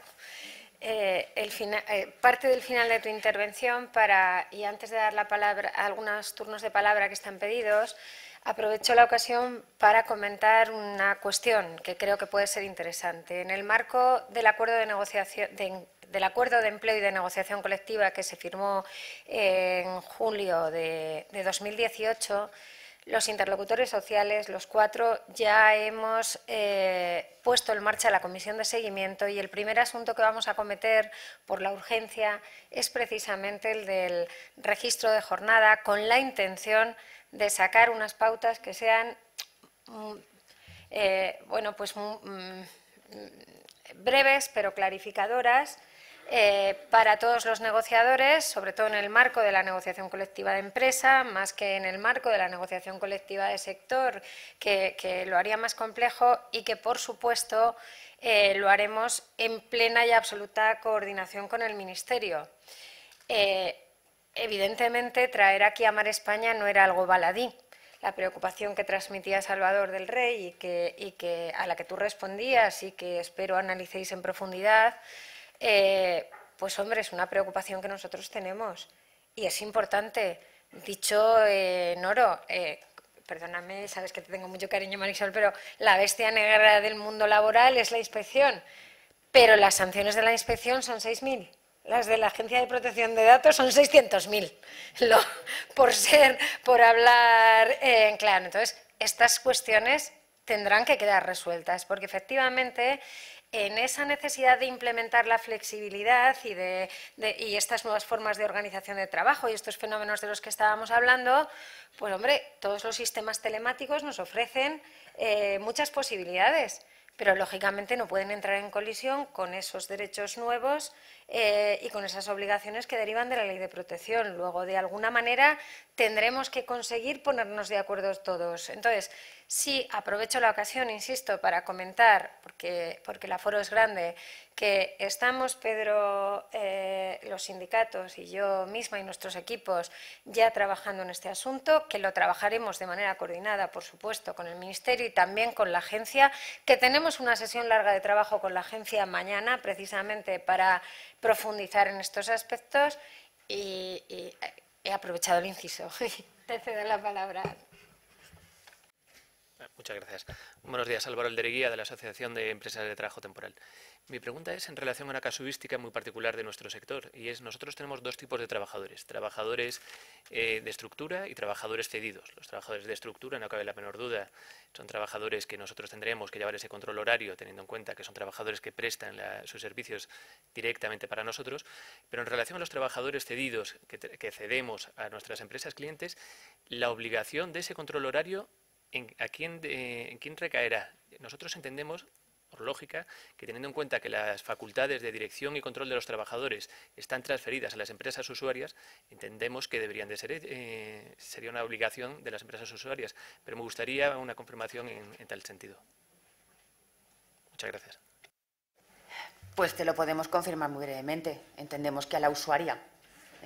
Y salvo que haya algún elemento que ponga en duda por la empresa de trabajo temporal ese elemento, tenemos que dar por bueno lo que diga la empresa usuaria, porque es quien dirige la actividad, es quien conoce realmente el tiempo de trabajo. Yo creo que sería ahí sí excesivo exigir a la ETT un elemento de control de la jornada efectivamente realizada por la usuaria que va más allá de lo razonable. Por tanto, repito, salvo que haya un elemento de contradicción que quizá también la inspección debería valorar, entendemos inicialmente que debe ser la empresa usuaria. Y digo más, yo creo que en todas las relaciones triangulares, cuando hablamos también de subcontratación de obras o servicios, razonablemente también a quien corresponde es a la contrata, subcontrata, subcontrata y hasta el último escalón de la cadena. Parece que la empresa principal no puede o no tiene responsabilidad en ese elemento de control. Ya sabemos además que cuando en relaciones triangulares se trasladan responsabilidades del que aparece como verdadero empleador a un tercero,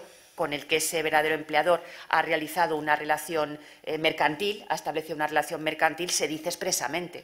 Y se hablan de responsabilidades expresas y se califican como subsidiarias, como solidarias, en materia de prevención de riesgos laborales, por ejemplo. Es decir, que o se dice expresamente o entendemos que allí donde no se diga nada es que parece razonable entender que es aquella usuaria o subcontratista, contratista, a la que corresponde esa obligación. Pero repito, puede haber elementos de contradicción que habrá que valorar, pero estoy contigo. No sé si queréis añadir. Hola, soy Marta Alamán de Price. La pregunta mía va en relación no tanto con el registro de entrada y salida, que me parece que todo es muy claro, ¿no? ¿Qué ocurre en medio, ¿no? Porque desde mi punto de vista lo que se produce aquí es una presunción que desde que entras hasta que sales es tiempo de trabajo, salvo que haya una regulación específica pues del tiempo del bocadillo, de los tiempos de comida, etcétera. Pero lo que sí es verdad es que hasta ahora en nuestra cultura empresarial lo que ha habido ha sido una determinada flexibilidad también encaminada a dejar que hables por teléfono con tu marido, con tu familia o organices lo que haga falta, o que también te llamen, también incluso hacer alguna cosa privada por internet que en ese momento dado tienes que hacer para fumarte un cigarrito, tomarte un café, o quien no recuerda cámara café, ¿no? Bien, entiendo que todo esto lo que de verdad ocurre es que hay una una cultura de tiempos determinados que quizás podrían, en negociación colectiva, reconocerse como tiempos de presencia no efectiva de trabajo. Pero me gustaría saber su opinión al respecto.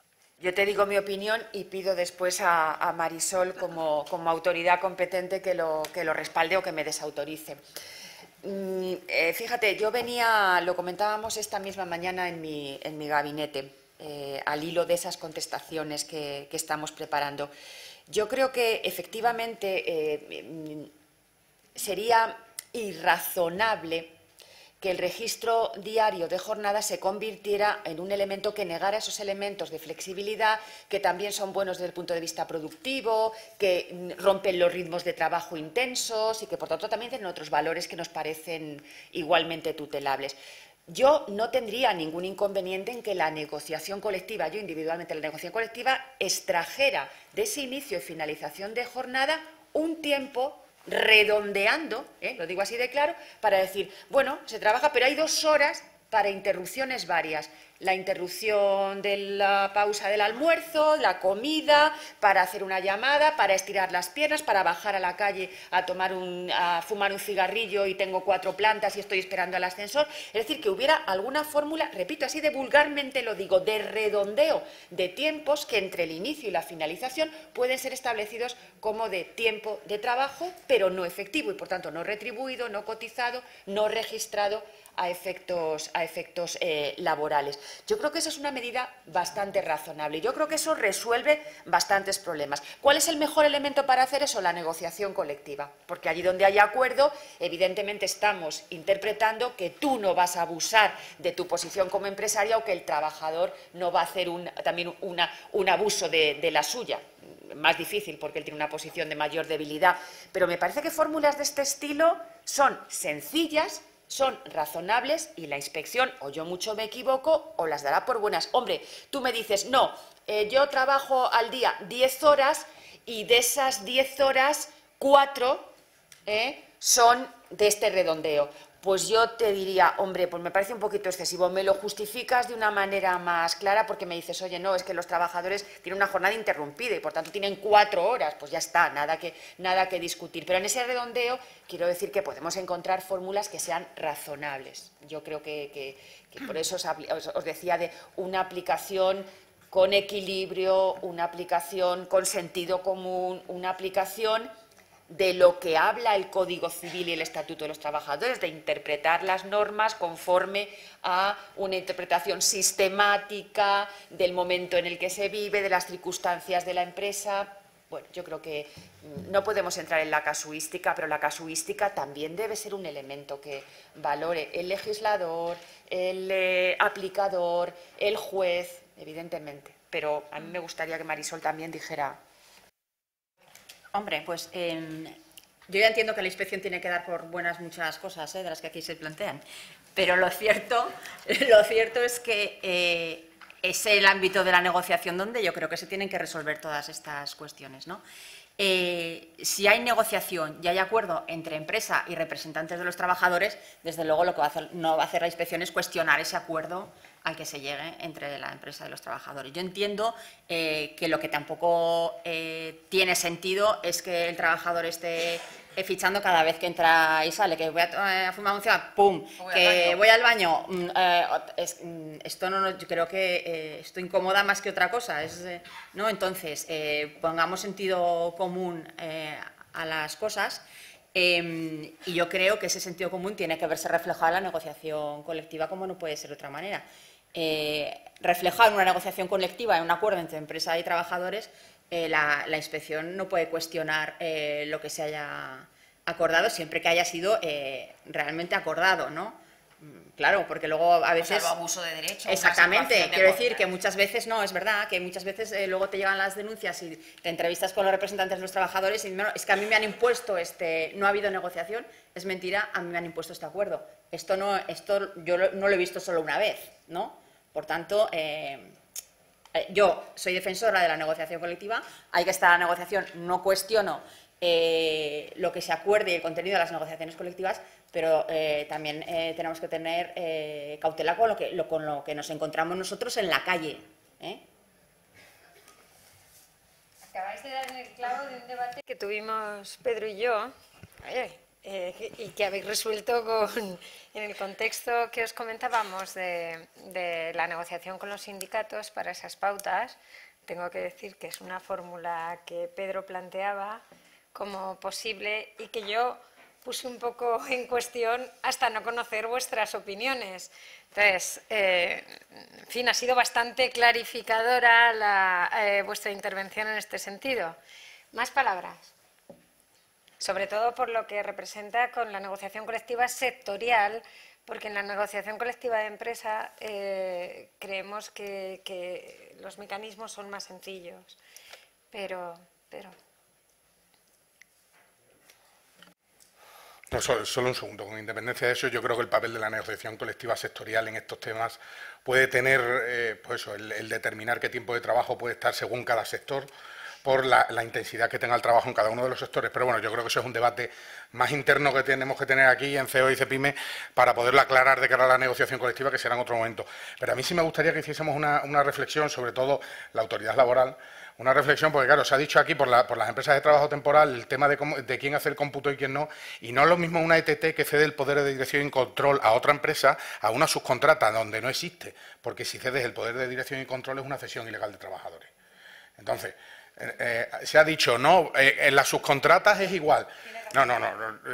Eso a mí me gustaría verlo negro sobre blanco. Secretario, no quería intervenir hoy en esta segunda parte, pero tengamos en cuenta que las subcontratas a ver quién controla, porque claro, si yo mando, y además puede haber una subcontrata y que la subcontrata realice el trabajo en su propio centro de trabajo. Eso es lo que iba a añadir. Claro, es que además yo puedo enviarlo a mi subcontrata, puede ser, te mando a los trabajadores, o no te preocupes, que yo desde aquí, deslocalizado, te hago el trabajo que tú tienes que hacer allí. Yo creo que ahí hay que darle una pequeña vuelta para ver en el desarrollo reglamentario cómo se concreta.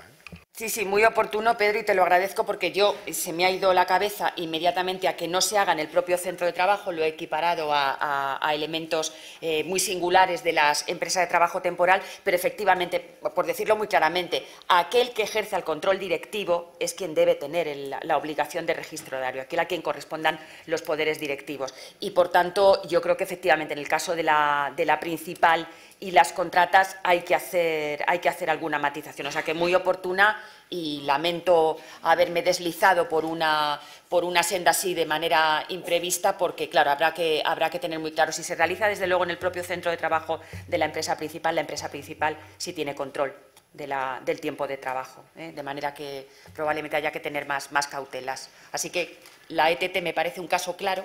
En este segundo tendremos que tener esa precaución. Muy oportuno y lo agradezco.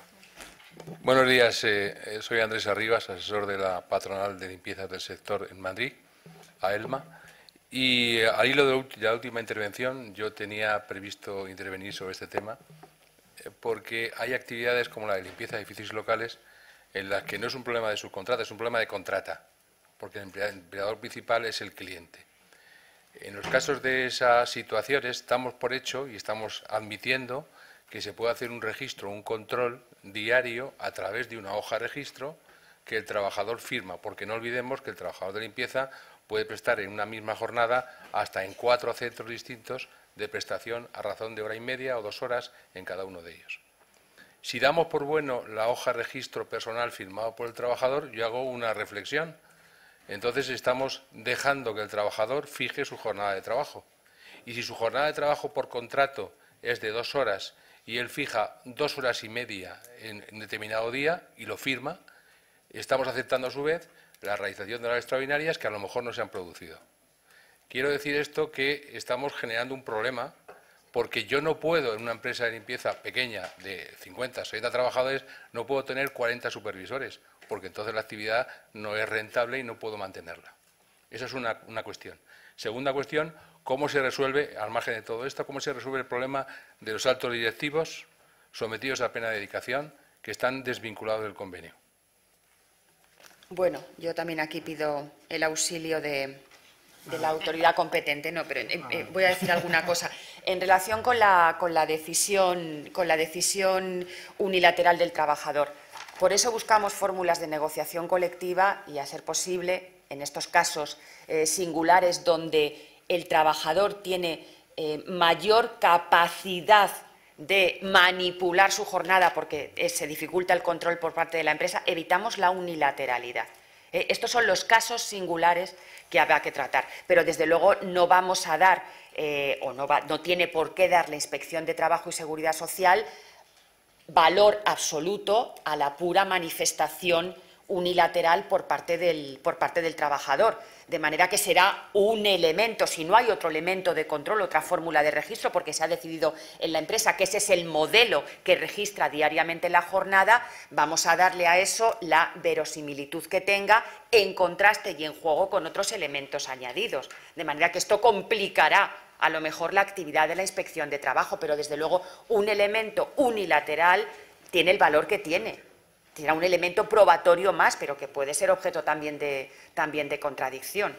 No le vamos a dar ni valor siquiera de presunción de veracidad. Aquí los documentos privados no tienen presunción de veracidad. ¿Querías añadir algo? Sí, en relación con este tema concreto que se plantea, a ver, la obligación del registro le corresponde al empresario. Es el que debe garantizar que haya un registro de jornada. ¿Cómo se organiza y documenta ese registro? Es lo que se puede negociar o, llegado el caso, se puede decidir por la empresa previa consulta a los representantes de los trabajadores donde los haya. ¿Qué quiero con esto decir? Que la ley no prejuzga que la forma en que se haga el registro sea que un trabajador apunte en su hoja cuál es su horario de trabajo, o sea el trabajador el que pasa la ficha por un determinado sistema, o el registro puede ser organizado por el propio empresario. El empresario tiene forma de controlar cuál es la jornada de determinados trabajadores, desde cuándo enciende el ordenador hasta cuándo la apaga o de la forma que sea. En el caso que está, en el ejemplo que está usted poniendo, o sea, yo creo que, como decía la secretaria de Estado,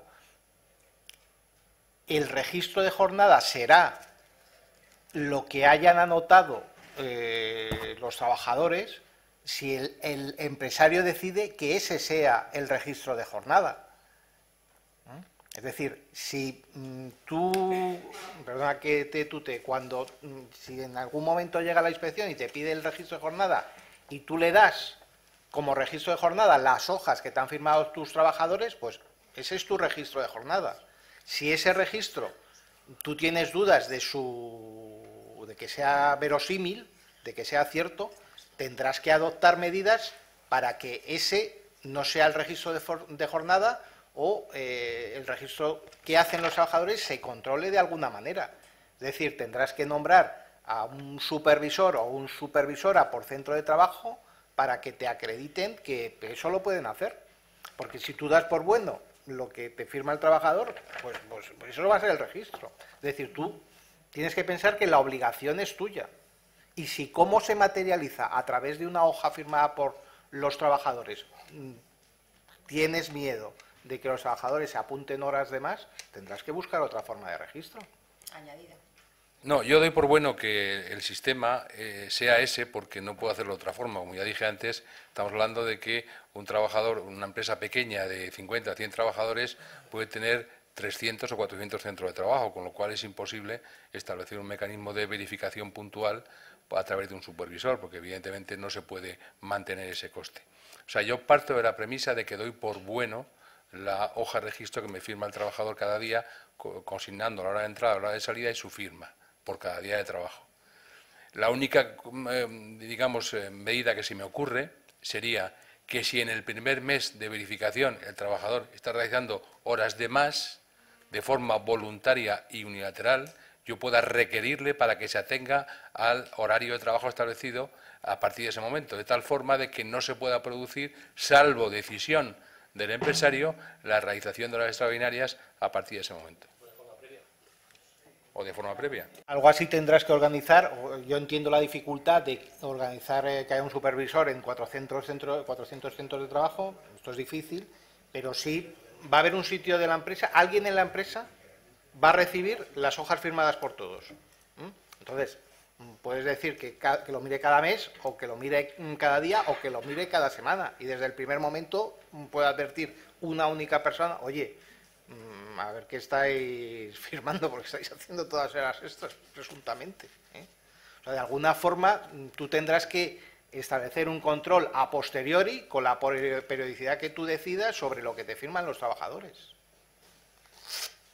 Y yo, perdón, solamente quería decir, ahí fíjate, el registro horario también defiende intereses empresariales, o sea, que evidentemente no lo veamos de esa forma unilateral, en fin, por hacer la broma. No penséis que, en fin, por descargar un poco de tensión. Es que no solamente quería decir lo de los altos directivos, que has preguntado expresamente que yo que había olvidado contestar. Los altos directivos, yo es que creo, sinceramente lo digo, creo que no hace falta ni excepcionarlos, porque ya lo están. Es que la relación laboral de alta dirección, lo que no está regulado expresamente en la norma, lo que se aplica subsidiariamente es el Código Civil, ni siquiera el Estatuto de los Trabajadores. Por tanto, yo creo que no necesita ni excepción. Otra cosa son el personal que no responde a esa alta dirección que regula el Real Decreto correspondiente en su artículo 1, es decir, lo que llamamos cargos de la empresa o altos cargos de la empresa que no son personal de alta dirección. Ahí estamos. Pero yo creo que la relación laboral especial de alta dirección casi no habría ni que excepcionarla, pero desde luego sería un caso claro de excepción a la aplicación del registro horario, pero como es excepcionable alta dirección en tantas y tantas cosas que son obligaciones y derechos laborales. Por tanto, repito, también lo valoraremos, pero yo también así rápidamente creo que podemos convenir que es que nadie está pensando en que la alta dirección, y si hiciera falta excepcionarlo, ya os digo yo que la Inspección de Trabajo en ese caso no se va a entretener. Hay mucho en que entretenerse antes de ir a controlar esa actividad concreta. Simplemente quería añadir, Andrés, que conozco el sector por la etapa anterior y yo sé de las dificultades que tenéis en el sector para controlar la jornada, porque es verdad que un mismo trabajador en vuestras empresas está en 4 centros distintos y que eso pues siempre dificulta probablemente un poco el control por vuestra parte. Pero lo cierto es que la hoja registro, el trabajador firma la entrada y la salida y eso creo que se puede controlar.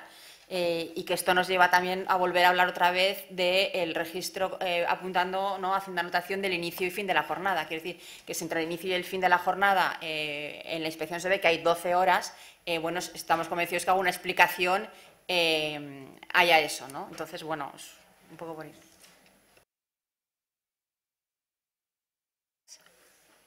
Bueno, pues... Yo no veo. Antes de darte la palabra, como esta jornada tiene la vocación de ser finita como el registro en sí mismo, a las 2 como máximo daremos conclusión a la jornada, y así también que ha sido una mañana muy intensa. Así que si tenéis más preguntas, por favor, hacérmelo saber. ¿Quieres la palabra? Y lo que digo, a las 2... Venga. Carmen Esteve, del sector de la enseñanza. Es que a nosotros se nos plantean 2 problemas. El primero, con las salidas de los profesores fuera del centro en excursiones, que a lo mejor son de 3 días o de un fin de semana, ¿cómo contabilizamos esas horas, puesto que el trabajador no está las 24 horas trabajando?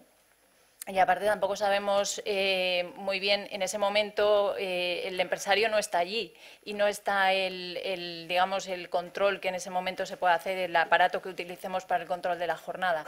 Y por otra parte también tenemos el problema de que en nuestro sector es muy habitual que, puesto que muchos de los trabajadores tienen a sus hijos en el propio centro en el que trabajan, pues después se queden pues para ver el partido de fútbol o que lleguen antes, puesto que el niño entra antes también en el colegio. Entonces, claro, si ahí el empresario no llega a un acuerdo sobre cómo se va a contabilizar ese tiempo, que realmente están en el centro pero no están trabajando, tendremos que vernos obligados a lo mejor a que la hora de fichar no empiece hasta un determinado momento, porque no estamos hablando de a lo mejor 20 minutos al día, es que a lo mejor hay días que están 3 horas más en el centro. Entonces, no sé si eso lo tienen previsto. Es que eso ya lo establece la legislación laboral, es que eso no es finalización de la jornada. La presencialidad en el centro no es equiparable a tiempo de trabajo efectivo. Me preguntaban también esta mañana, bueno, y entre que se ficha, por poner el ejemplo más prototípico, que es además yo creo que el que al final va a ser menos, espero que sea el menos impuesto, lo de fichar con una tarjeta, y entre que yo ficho pero realmente voy al puesto de trabajo, bueno, eso ya lo resuelve el Estatuto de los Trabajadores. Los actos preparatorios no son tiempo de trabajo. Yo empiezo a contar tiempo de trabajo desde que estoy en disposición de empezar a prestar actividad hasta que la abandono, salvo que yo esté pues poniéndome ropa que no sea puramente ropa de trabajo, sino ropa con carácter preventivo. Yo creo que eso lo resuelve en general la legislación laboral que tenemos. O sea, que es aplicable a enseñanza y a otros muchos sectores de actividad. La presencialidad en el centro no garantiza que eso sea tiempo de trabajo efectivo. Igual que hay actividades en las que no todo el tiempo de trabajo es tiempo de trabajo efectivo, sino que es tiempo de trabajo a disposición de la empresa. Por tanto, habrá que ver en cada caso. Probablemente la mejor forma de solucionarlo sea de nuevo la negociación colectiva. Lo que dices de las excursiones, pues evidentemente no se está todo el tiempo trabajando. ¿Qué es lo que hace nuestra legislación? Pues en materia preventiva esto sería un accidente en misión. Todo el tiempo que estás desplazado y no puedes romper esa cadena de poder directivo se considera accidente de trabajo, pero eso no tiene esa misma consideración a efectos de tiempo de trabajo efectivo. Bueno, pues habrá que darle un valor de trabajo a ese elemento, digamos, especial, singular, por determinadas actividades. Pero yo estoy segura de que a vosotros que estáis metidos en el ajo de cada actividad encontraréis mucho más fácilmente que nosotros respuesta a esos elementos y equilibrio en lo que se considere trabajo efectivo y no efectivo. Por eso os digo, es que la norma seguramente llega en este punto hasta donde puede llegar en lo sustancial. Luego se pueden entrar en más detalles, pero en lo sustancial así, por muy detalle que hubiéramos querido incorporar, por mucho detalle que hubiéramos querido incorporar a la norma, no seríamos capaces de resolver todas y cada una de las casuísticas posibles. Así que probablemente negociación colectiva, equilibrio de intereses y cosas que se entiendan como razonables. Y además no vamos a ir a... En fin, es que aparte de imposible sería idiota. No vamos a ir a controlar el minuto o la media hora de más. Hablamos de verdad, yo creo que hablamos de otras cosas y todos entendemos de lo que estamos hablando. No vamos a ir a un detalle minucioso y a un control minucioso de cada minuto, ni siquiera de cada cuarto de hora. Pero, bueno, la inspección... Espera, yo no sé si Marisol, tú querías... Sí. Sí, buenos días. Iván Odar, también del sector de la enseñanza. A mí lo que me ha generado un poco de dudas es el tema este de la negociación que hay que hacer con los trabajadores. Si el convenio colectivo no regula absolutamente nada de las pausas, de si se considera un tiempo de trabajo, ¿qué es lo que va a esa negociación? ¿Qué es lo que se tiene que hablar? ¿De cómo consideras tú en la empresa esos tiempos de descanso? Si el convenio, vamos a poner que no dice nada, o las excursiones, por ejemplo, no dicen nada. Y luego, yo lo que creía que eso no entraba en la negociación, pero parece ser que están diciendo que sí. El sistema concreto de control que se establece, porque ahora todos estamos manejando sistemas que nos están llegando a todos, ¿no?, de empresas que los están desarrollando. ¿El sistema de control concreto también se tiene que negociar con los trabajadores? Son las dos preguntas que tenía. Y luego la tercera, para la inspección, si se va a exigir, aparte del control, que se acredite que se ha hecho la negociación y además en estos términos que estamos diciendo. Justamente lo que hay que negociar es el modelo de control, o sea, el instrumento que tú utilizas para el control. Que no haya otro elemento de negociación colectiva que lo establezca pautas, repito, no exime de esa obligación. Es un deber de cada empresa. Primero lo era el control de cumplimiento de la jornada, el cabal cumplimiento de la jornada, y ahora con un instrumento que permita el control por parte de sujetos externos, que es en este caso básicamente la Inspección de Trabajo y Seguridad Social. Por tanto, si no hay negociación colectiva, es mejor que tú, en tu elemento de control que estás negociando con los representantes de los trabajadores, establezcas esos elementos que dices que responden a lo mejor no a elementos ni contractualmente incorporados ni convencionalmente previstos, pero que pueden responder a usos habituales dentro de la empresa que son perfectamente entendibles y que además están también consolidados. Lo que tendrás es que darle un valor, tendrás que dar en ese instrumento un valor al tiempo que representan ese tipo de pausas que entendéis de manera, digamos, informal, que no representan o que no significan trabajo efectivo. Por eso, una y otra vez, la negociación colectiva es el modelo ideal, porque allí, lo ha dicho antes Marisol y me alegra mucho, y yo lo recalco, allí donde haya negociación colectiva, el elemento que va a tomar de autoridad laboral como inicial es que nada que objetar, salvo que haya una posición que te permita indicar que hay abuso de derecho, que hay fraude, que ha habido coacciones, que esto nunca se puede haber pactado, pero salvo que haya esos indicios, nosotros daremos por bueno el pacto, dentro de los límites que representa, como decía, el sentido común. Y no, si hay un convenio colectivo que te diga cuánto es la pausa para el almuerzo, para la pausa del bocadillo, y cuánto es la pausa para salir a comer, y cuánto es la pausa para cualquier otra cuestión, eso es mucho más fácil. Tenemos otro elemento de control que es el convenio colectivo. Por tanto, en el contraste será muy sencillo sacar conclusiones oportunas y pertinentes. Si no hay eso, tendréis que dar un valor a esos elementos, porque lo que no perseguimos es que desaparezcan las pausas. Primero, porque algunas son obligatorias, por tanto no nos las podemos saltar, y porque, repetimos, es que queremos que haya flexibilidad. Pero también, os digo, huyamos del presencialismo, es decir, lo que queremos también es que las pausas respondan a un estándar razonable de descanso, a efectos de romper intensidades de trabajo, a efectos de digamos, suavizar ritmos, pero de verdad es que seguramente somos capaces de generar muchos más problemas si nos ponemos a pensar en problemas de los que uno hubiera podido imaginar cuando se pone a elaborar esta norma. Así que quedémonos con el dibujo general, porque si vamos a la pincelada pequeña, podríamos estar eternamente y no resolveríamos con eso todas las posibilidades que la casuística nos va a ir poniendo encima de la mesa. Sentido común, razonabilidad, equilibrio, yo creo que son principio de ponderación, yo creo que son elementos que desde luego van a informar nuestra actuación y que estoy segura de que van a informar la vuestra en este punto de negociación colectiva, desde además la atención a circunstancias que vosotros conocéis mucho mejor que la autoridad laboral.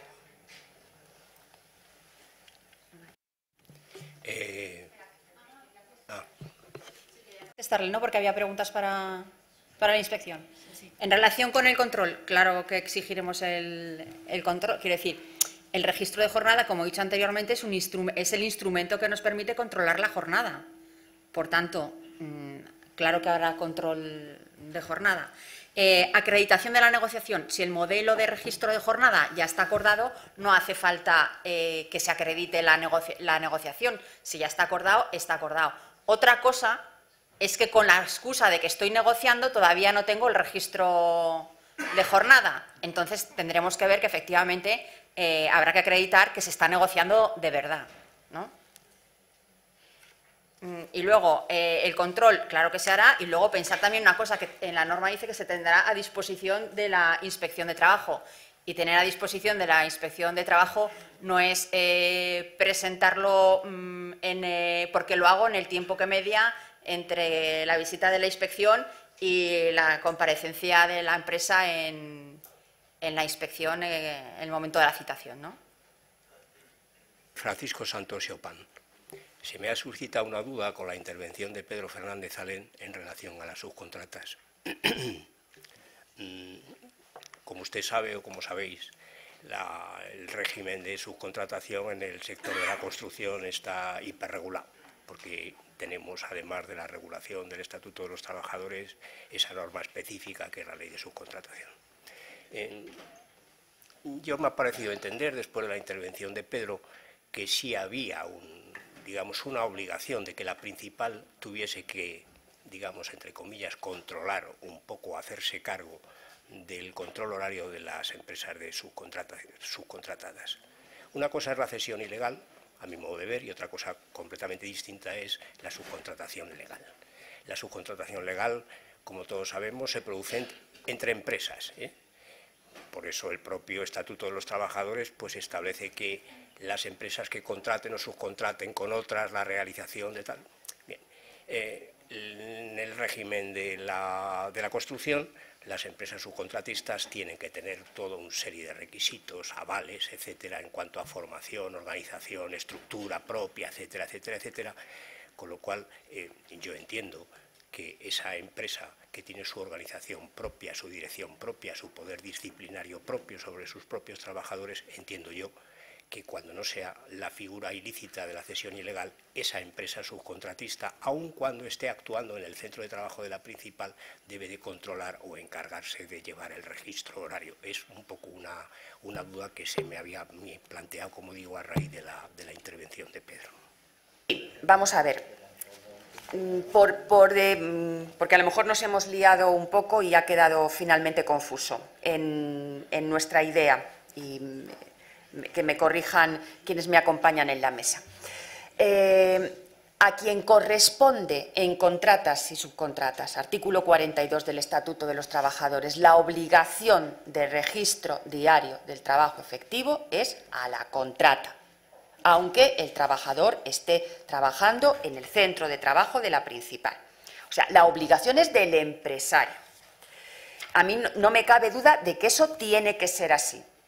Tiene que ser así. Ahora bien, lo que yo quería señalar con las matizaciones, y es lo que probablemente ha inducido a confusión, es que la empresa principal, cuando el contratista, el trabajador de la contratista, presta actividad en el propio centro de trabajo, tiene alguna posibilidad de elementos que entren en contraste o que puedan servir de contradicción en caso de dudas respecto de la obligación que corresponde a la contratista o subcontratista. ¿Por qué? Porque ahí sí que tiene capacidad la principal de controlar cuál es el tiempo de trabajo efectivo o de reconocer con más facilidad el tiempo de trabajo efectivo, a lo mejor tanto más que la propia empresa contratista. Pero es verdad, el tema es complejo, tendremos que analizarlo y probablemente la Inspección de Trabajo tendrá que tener aquí mayores elementos de prueba que los que corresponden a una relación ordinaria de un empleador con sus trabajadores. Pero yo sí creo que el registro debe ser, en todo caso, de quien tiene contratado al trabajador, de quien figura como verdadero empleador. Pero se dan estas circunstancias que, digamos, hacen más compleja y que probablemente obligan a la inspección a tomar elementos de valoración de la prueba más plurales y que a lo mejor trasladan ciertos elementos de verificación desde la empresa contratista, que es la verdadera empleadora, a la empresa principal por el hecho de que se haya establecido esa relación triangular. De todas maneras, yo creo que ahí también debemos dejarlo expresamente dicho por lo que yo señalaba antes, porque efectivamente en materias de responsabilidades y de traslado de obligaciones del que es verdadero empleador a uno que es un empleador aparente o que puede estar más oculto, habrá que tener precauciones. Por tanto, yo sí creo que este es un elemento que el desarrollo reglamentario muy probablemente tendrá que valorar y desarrollar. Pero no sé si queríais.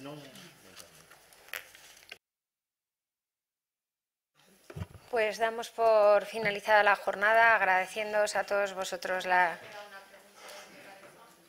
Estamos ya... A ver. Eso, insisto, perdonadme un momento. Damos por finalizada la jornada. Os agradezco a todos, os agradecemos a todos muchísimo vuestra asistencia y muy particularmente a toda la delegación que ha venido del Ministerio, Yolanda, Raúl, Marisol, Paloma, que estás abajo, y la jefa de gabinete de la ministra, que ha salido, pero ha estado buena parte de la jornada. Vamos a seguir en contacto, no puede ser de otra manera. Se aleja de alguna manera el fantasma de la inspección y de la instrucción, y creo que acierto si digo que vamos a trabajar de manera coordinada todos para intentar dar elementos de certeza y de seguridad jurídica. Gracias a todos.